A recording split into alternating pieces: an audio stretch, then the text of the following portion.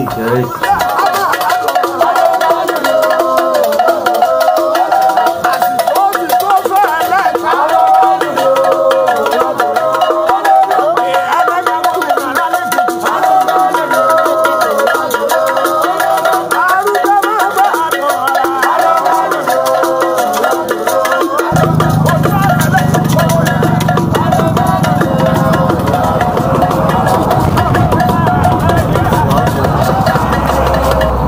Ẹ káàbọ̀ sórí geography orúkọ tèmi ní Ado tó bá jẹ́ ìgbà àkọ́kọ́ yín lẹ́nu channel ẹ bá wa subscribe.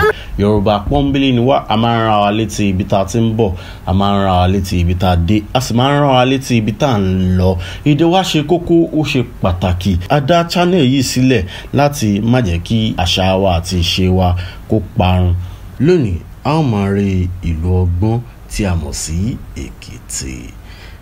Ìrìn àjò yìí máa gbà wá ní nǹkan bíi wákàtí 4 láti ìpínlẹ̀ Ọ̀yọ́ tí a mọ̀ sí Ìbàdàn. Ṣùgbọ́n ohun àkọ́kọ́ tó kọ́kọ́ yà wá lẹ́nu ní ìrìn àjò yìí ni pé ọlọ́pàá wà ní gbogbo ọ̀nà yìí. Pàtàkì jùlọ bàbá ṣe ń fi ìlú Ọ̀ṣun sílẹ̀ wọ ìlú Èkìtì, ọlọ́pàá wà ní gbogbo bẹ̀ lélẹ̀ tí ó wúni lórí jọjọ nítorí pé gbogbo wa la mọ̀ ohun tó ń ṣẹlẹ̀ ní orílẹ̀-èdè wa ní àsìkò yìí. Ìlú Èkìtì jẹ́ ìlú tó ní ohun mèremère tó yẹ kí àwọn àlejò máa wá látorígun mẹ́rin àgbáyé wá wò. Ẹ̀yin náà wo oríṣiríṣi àpáta tó wà ní àyíká yìí. Kódà kò ń ṣe nǹkan kan tí mo ti rí ní gbogbo ìlú tí mo ti lọ ní orílẹ̀-èdè adúláwọ̀.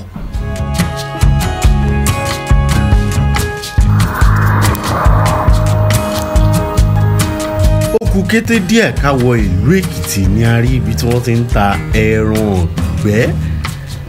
Ẹ jẹ́ ká jọ débẹ̀.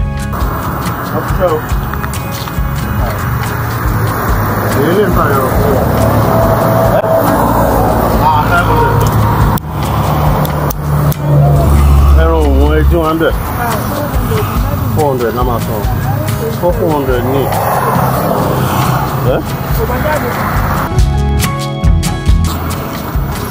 náà máa ní 500. Ẹ bá gé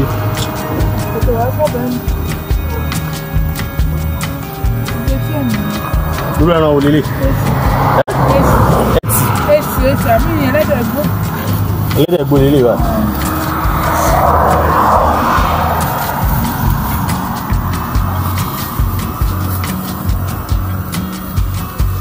Títí tí mo mú yẹn gan gba ìlú àì. Ó kọ́ àwọn ìlú yẹn lókè ọ̀nà náà. Àbẹ̀wọ̀n. Bẹ́ẹ̀ ni báwa fi sí ìrìn àti mi. Dádì mi, kì í ṣe mo ní, màmú sí mi lónìí mi ò lẹ́ràn.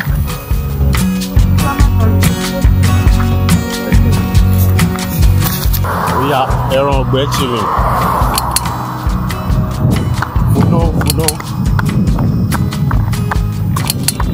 Káwá rẹ̀ mu ló kù báyìí, ó ti yé yín. Ẹran ọ̀gbẹ́ àti ẹmu, ẹmọ̀gbẹ́ Táyé Kẹ́hìndé ni ẹran ọ̀gbẹ́ àti ẹmu. Ṣùgbọ́n a kò ní lè mu ẹmu nítorí pé èèyàn kan lára wa ló ń wa ọkọ̀. Bẹ́ẹ̀ ni a sì mọ̀ pé safety ó ṣe kókó lórí ìkànnì yìí. A kò ní fẹ́ mu ọtí ní ìgbà tí à ń wa ọkọ̀, so a kò ní lè mu ọtí, a kò ní lè fi ẹran ọ̀gbẹ́ gbá ẹmu eléyìí. Ṣùgbọ́n ẹran ọ̀gbẹ́ yìí ó ṣe dáadáa gidi. Ado Ekiti ní ibi tí a wà báyìí, ń sì ní capital city ìpínlẹ̀ Èkìtì. Ṣùgbọ́n ibi àkọ́kọ́ tí a máa lọ ní Ado Ekiti, ibẹ̀ là ń pè ní Fajuyi Memoria Park. Ta ni Fajuyi? This man was a colonel, military colonel. So his name is Francis Adekunle Fajuyi. So during Agborosi regime. Jọ̀ọ́ ṣùgbọ́n Yorùbá. Yeah. Ẹ̀yà sọ Yorùbá dẹ̀. So nígbà regime Agborosi. So Agborosi òun ni president nígbà yẹn. So this man was a military man and he's a colonel. Francis Adekunle Fajuyi MCBEM jẹ́ ẹni tí a bí ní on the 26th oṣù kẹfà ọdún 1926 tí ó sì kú ní on the 29th oṣù keje ọdún 1966. Ọ̀gá ológun tó wá láti ilẹ̀ Yorùbá ni arákùnrin Francis Adekunle Fajuyi tí ó sì jẹ́ gómìnà ọ̀gá ológun ní ìgbà Western Region ní orílẹ̀-èdè Nàìjíríà. Ṣùgbọ́n wọ́n pa Adekunle Fajuyi ní on the 29th oṣù keje ọdún 1966 tí a ṣe sọ lẹ́ẹ̀kan. Àwọn tí wọ́n sì ṣe agbátẹrù pípa ẹ̀ tí àwọn olóyìnbó ń pè ní assassination ní Major T.Y. Danjuma àti bẹ́ẹ̀ bẹ́ẹ̀ lọ. Báwo ni wọ́n ṣe pa Adekunle Fajuyi? Nǹkan kan wá ṣẹlẹ̀ nígbà yẹn tó yẹ pé àwọn kan wá group ara wọn wá, you know, this military stuff. Àwọn military ọ̀tọ̀ náà tún wá pé wọ́n kàn wá nínú àyẹ̀ kúrò bẹ̀ kàn attack tó yẹ pé wọ́n fẹ́ lé Agbóyèsí kúrò lórí position tó wà pé kàn fẹ́yàn míì replace. Ẹni tó jẹ́ military president fún Federal Republic of Nigeria nígbà náà ni Aguiyi-Ironsi. Ní ìgbà náà Aguiyi-Ironsi wá kí Adekunle Fajuyi ní Ìbàdàn. Bí Ìbàdàn ni gómìnà Western Region máa ń gbé ní ìgbà náà. Ó wá kí ní Ìbàdàn ní ìgbà tí wọ́n fẹ́ pa. Ó wá yarí pé ẹni pa ní Èkó kò lè wá jẹ́ ìgbà tó wá sọ́dọ̀ mi lẹ máa wá sọ pé ẹ máa pa, kàkà kẹ́ máa fi pa ẹni ẹ yà pa òun náà ni. It was like ó wá ń take kíní ẹ̀ personal lójú àwọn other people ẹ̀ pé why is this man like this, pé báwo ló ṣe jẹ́ gan pé kíní kan. So ibi náà yà ti fa ọ̀rẹ́ yẹn pọ̀ sí wọ́n wá òun wá make rule pé tán bá ti mọ̀ pé kán pa òun pé kán fi Aguiyi sílẹ̀ pé kó ṣe gọ́ọ̀mẹ̀ntì. So they were just like pé kí ló ṣe máa báyìí. So ibi tán ti ní kán ṣùtì Aguiyi wọ́n wá fi ara gba bullet. Bí wọ́n ṣe pa àwọn méjèèjì nìyẹn. Ṣùgbọ́n ìtàn ọjọ́ míì ni ìtàn yẹn. Tí fídíò bá lè ní 250 likes péré, màá travel lọ bá àwọn ẹbí olóògbé Adekunle Fajuyi ní Èkìtì tí màá sì mú ìtàn bí ó bá ṣe ṣẹlẹ̀ gangan wá fún yín. Ibi tí a wà yìí ni wọ́n ṣe láti fi ṣe ìrántí Adekunle Fajuyi tí a sì ń pè bíbá ní Adekunle Fajuyi Memoria Park.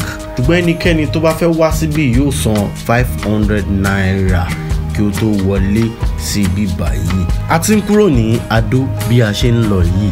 Ibi tí a sì ń lọ ní Ikere Ekiti. Ikere Ekiti jẹ́ ìkan lára àwọn ìlú tó wà ní Èkìtì. Bẹ́ẹ̀ ni population wọn sì jẹ́ nǹkan bí 150,000 people ní population Ikere Ekiti. A mọ̀ Ikere Ekiti fún òwò kòkó, iṣu, epo àti ẹ̀gẹ́. Ikere Ekiti ní ìlú ẹyọ kan ṣoṣo ní ilẹ̀ Yorùbá tó ní ọba méjì.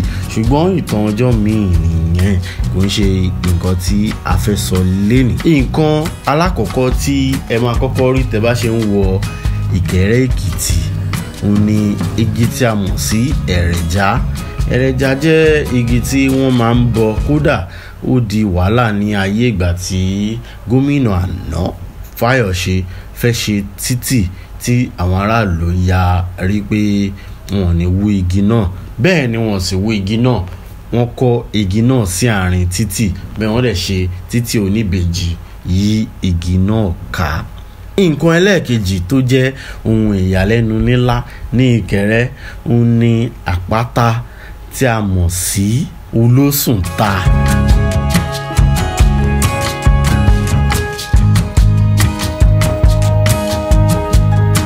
Orí òkè olówó ọbẹ̀ níbi tí mo wà yìí ní ilẹ̀ gbójú àìlọ nǹkan sómi nìkan mọ̀ àánú. Olosunta ní ìlú Kọ́ládà kan náà Abẹ́òkúta. Ok yẹn là ń rí látọ̀kan. Ok wọ́n máa ń bọ́ ni. Màmá ṣe mọ ìtàn àpáta yẹn. Ṣé mọ ìtàn ẹ̀?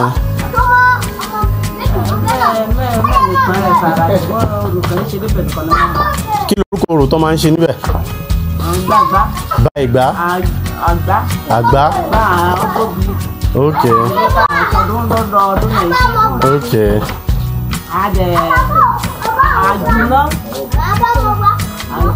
Okay. Gbogbo ọbọrin títí àwọn àjọpá rẹ̀ àjò.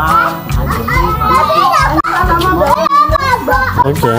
Àwọn ìtàn rẹ̀ wá kọ́ bá fẹ́ gbọ́ ìtàn rẹ̀ dáadáa bá. Àlọ́ sáà sí irú ẹ̀rẹ́ gàní. Ipò sọ́fíìsì. Àrọ́ni lẹ́bẹ̀. Tó máa sọ tán. Ọmọ ìtàn bẹ̀ dájúdájú. Okay. Ìjọ àpáǹtì fún yípa àmọ̀lẹ́tì alẹ́ pé ká bá yọ̀ ká wá ṣe àìṣe aráàká ẹ̀wọ̀n bí yìí láyà ní tíá. Okay. Kábíyèsí láyà ní tíá. Okay. Ìrá kan mọ ìtàn rẹ̀. Okay. Nílé ẹ̀ka òde ọ̀dọ́. Okay. Ẹ ṣeun. Ẹ ṣe màmá. Ẹ kú iṣẹ́ ọkọ̀. Yes ma. Adára fún wa. Àmín. Àpáta Olosunta tí ẹ bá ń wò ní ọ̀ọ́kán á dà pé ó súnmọ́ yín. Tẹ́ bá ń súnmọ́ á máa dà pé ó ń jìnnà sí ní eléyìí tí a rin ìrìn tó tóbi wákàtí kan tí a sì dé ìdí Olosunta. Ṣé tí wàá rí i pé Ọlọ́run bùkún Èkìtì pẹ̀lú nǹkan tí àwọn eléyìnbó ń pè ní natural resources. Kò wá sí bí ẹ ṣe fẹ́ wá sí Èkìtì tí ẹ kò gbọdọ̀ má kọ ijó Èkìtì gẹ́gẹ́ bó ṣe jẹ́ ní Ìbàdàn tẹ́ pé tẹ́ bá lọ sí Ìbàdàn tí ẹ kò bá jẹ àmàlà.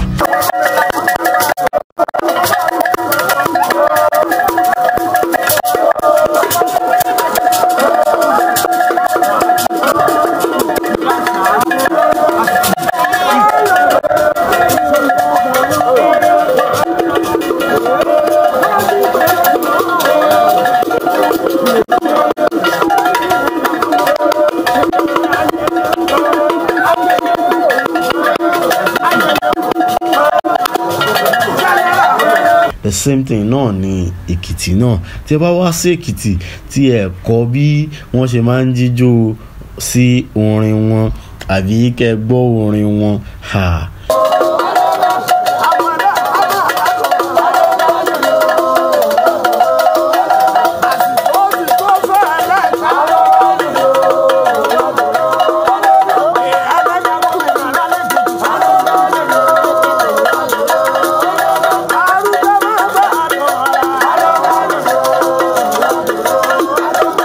ilẹ̀ ṣú ilẹ̀ mọ́ a kò rí Olosunta gùn.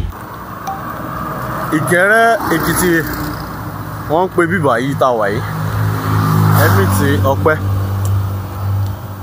Ẹ kú dédé ìwòyí o, ojúmọ́ ire ló mọ́ wa. Pọ̀ sí Yorùbá tó kàn ju tèmi lọ. Ṣèbí ẹ sọ pé ẹ jẹ́ kí n fi àyíká ibi tí nǹkan tá à ń wò níwájú wa báyìí ẹ jẹ́ kí n fi hàn yín. A kò rí Olosunta gùn ní àná ṣùgbọ́n a wò pé kò possible ká wá sí Èkìtì ká má gun àpáta kankan òun la fi wá gun àpáta kékeré ní ilé tí a mọ̀ mu ẹmu ògidì ní orí rẹ̀.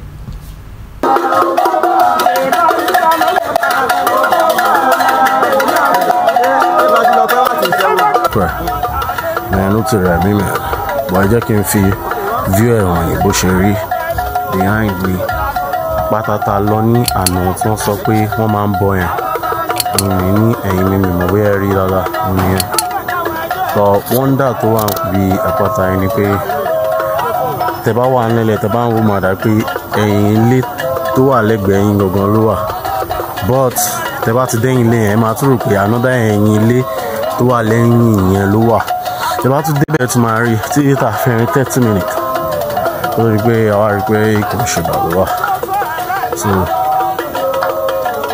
Ọlọ́run bless Ìkẹrẹ gan pẹ̀lú òkè and ibi tí mo wá níbí àpáta ló surround ibẹ̀ yẹn ó kò dàbí nǹkan tí mi rí rí ni so mo ń lọ sí ààfin Òjòjò next.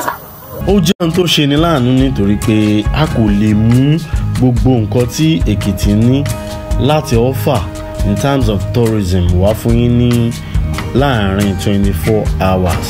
A ní ìdàtí padà sí Ìbàdàn báyìí nítorí pé Èkìtì ní oríṣiríṣi ohun mèremère tí ó jẹ́ ohun ìyanu tí àwọn èèyàn sì máa wá ń wò láti orígun mẹ́rẹ̀ẹ̀rin àgbáyé, ṣùgbọ́n a kò lè rìn jù báyìí lọ lénìí.